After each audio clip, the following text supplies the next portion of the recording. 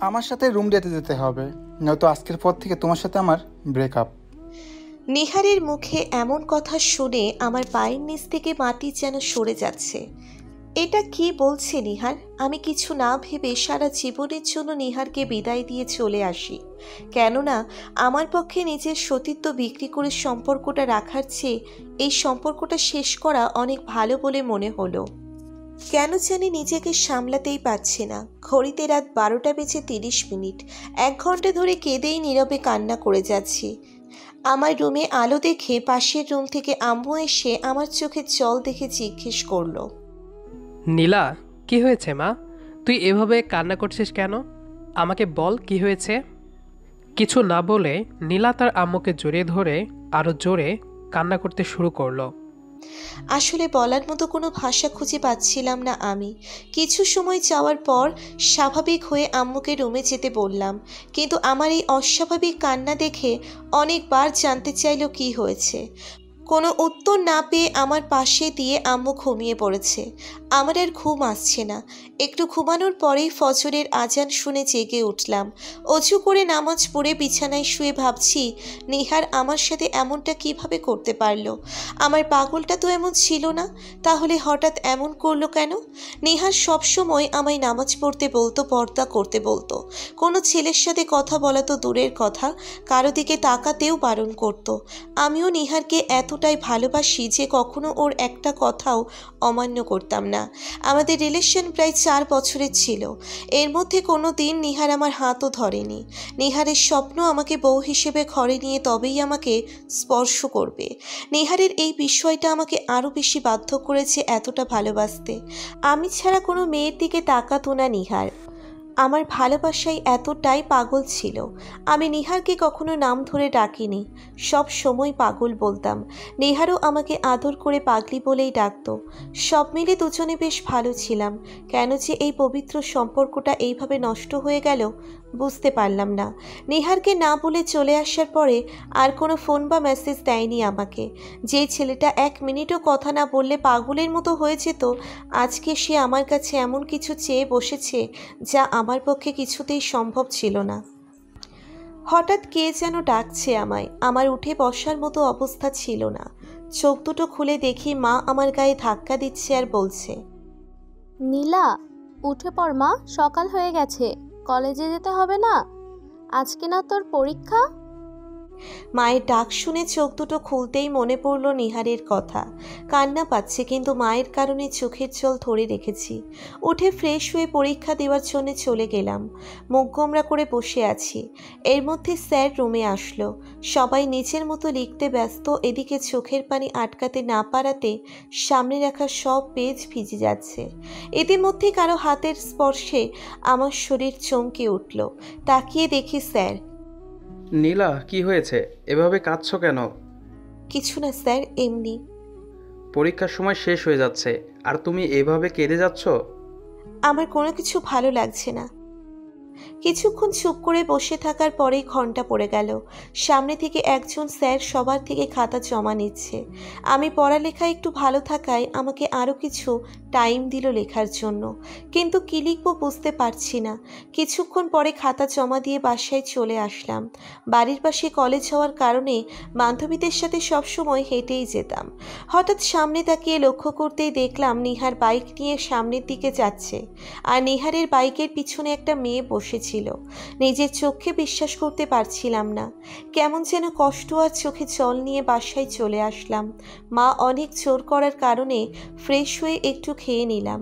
তারপর শুয়ে শুয়ে ভাবছি, এটাই কি আমাদের পবিত্র ভালোবাসা ছিল, যার বিনিময়ে শুধু চোখে জল আসছে আমার? চোখের সামনে বারবার সেই দৃশ্যটা ভেসে আসছে। নিহার কিভাবে অন্য একটা মেয়েকে নিয়ে ঘুরছে, যে কিনা কখনো কোনো মেয়ের দিকে তাকাতো না।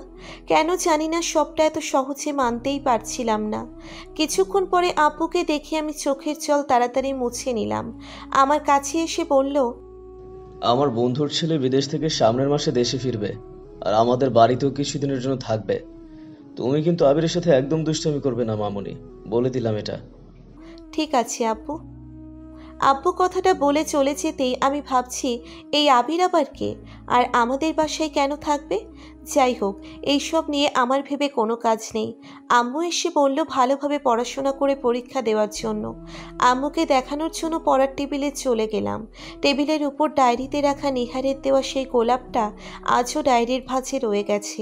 শুকনো গোলাপটা বের করে হাতে নিতেই কাটা আঙ্গুলে ঢুকে রক্ত বের হতে লাগলো।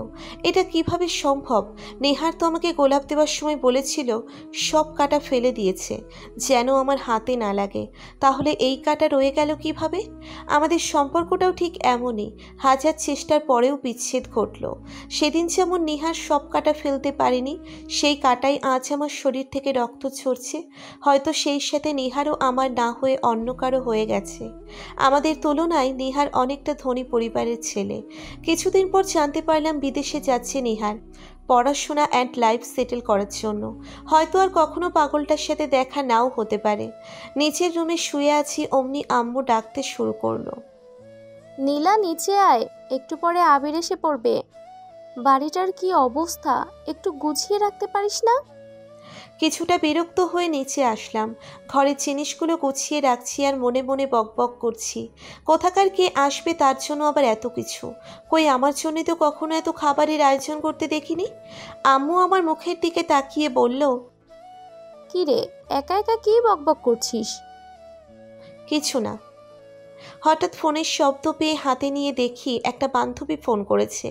কথা বলতে বলতে নিহারের কথা জিজ্ঞেস করতেই রাগ করে ফোনটা কেটে দিলাম। বাইরে গাছের পাতা ছিঁড়ে ছিঁড়ে এদিকে সেদিকে ছুঁড়ে মারছি।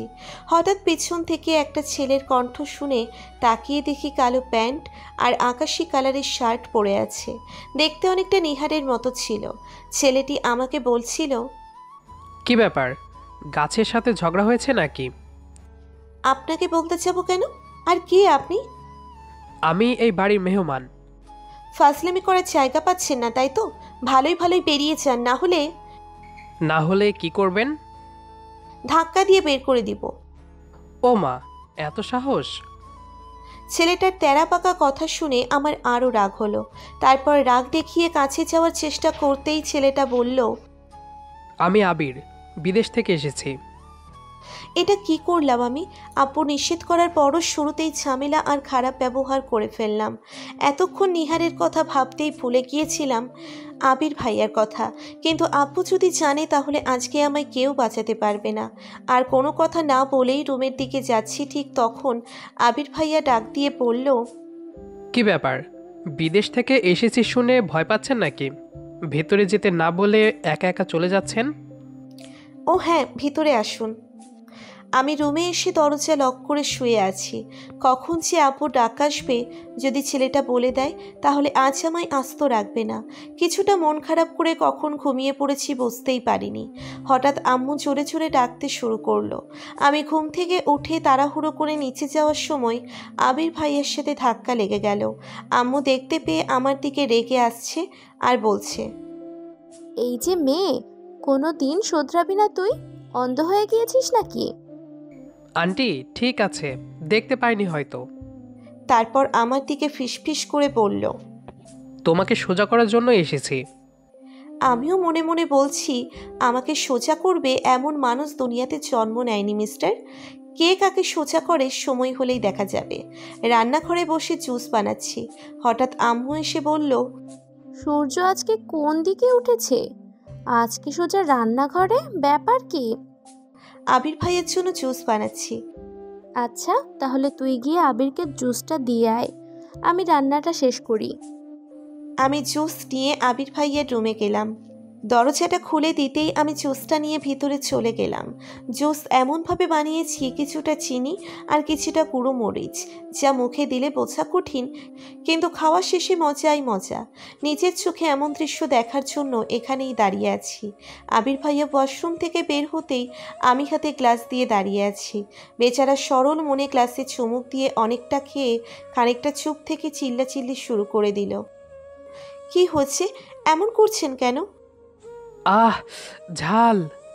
কি বলছেন এইসব? ঝাল কোথা থেকে আসবে? কি দিয়েছো এতে? চিনি, লবণ আর অনেক কিছু। কথাটা বলে রুমে চলে আসলাম। এবার বুঝবে মজা, কত ধানে কত চাল। হঠাৎ আম্মুর ডাকে আমার বুক ধরফর করে কাঁপতে শুরু করলো।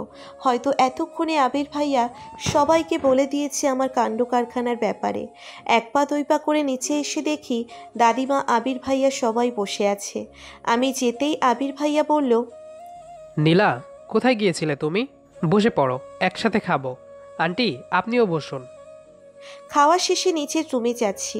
আবির ভাইয়ার রুমটাও আমার রুমের পাশেই, তাই আমার পিছন পিছন যাচ্ছে।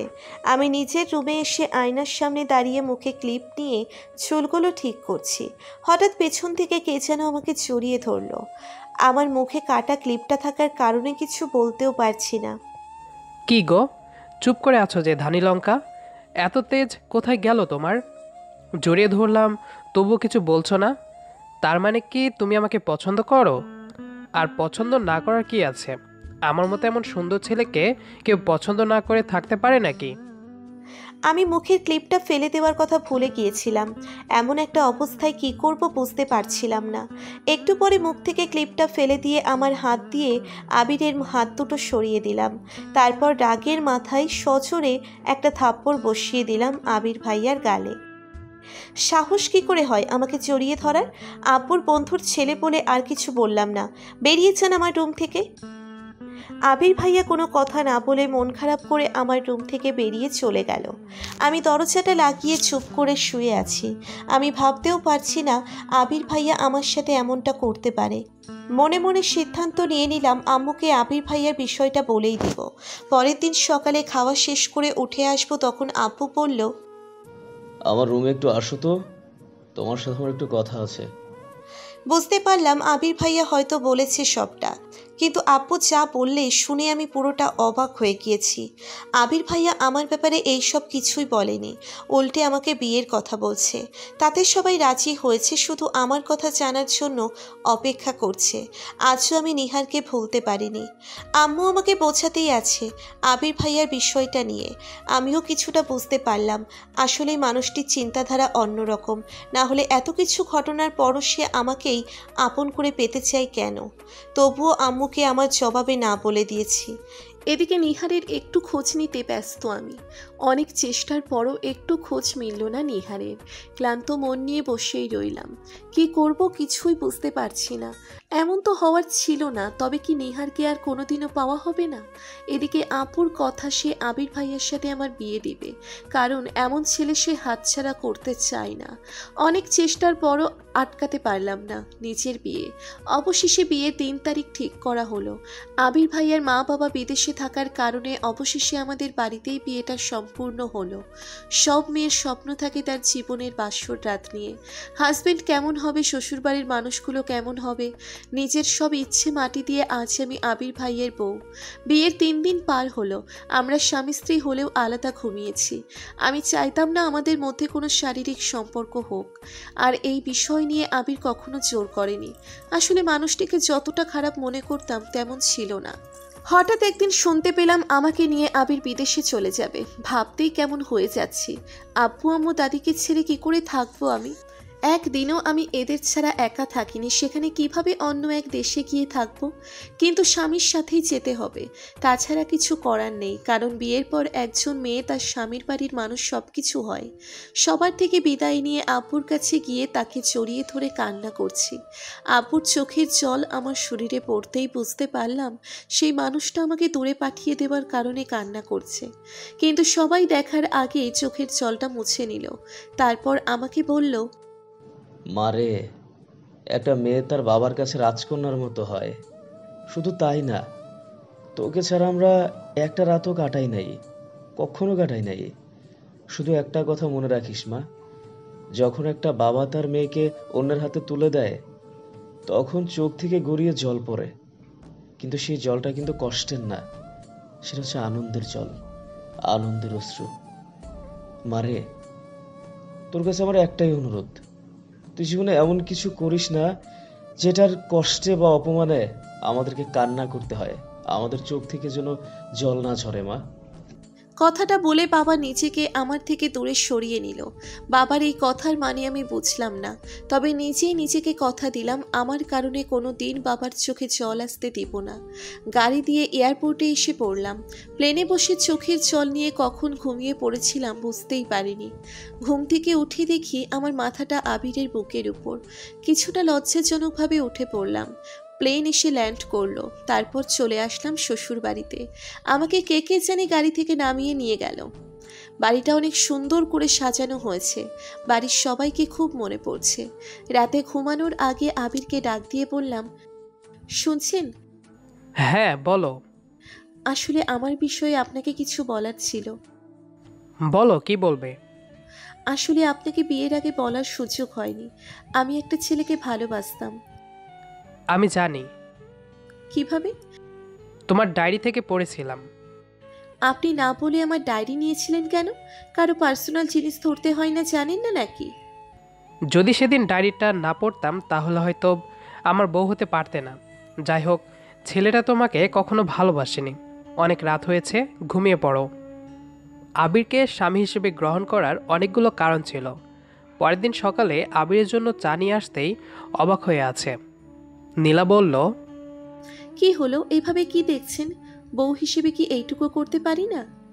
সকালে চা দেওয়ার জন্য তো কাজের লোক আছে, তুমি শুধু শুধু কেন কষ্ট করতে গেলে?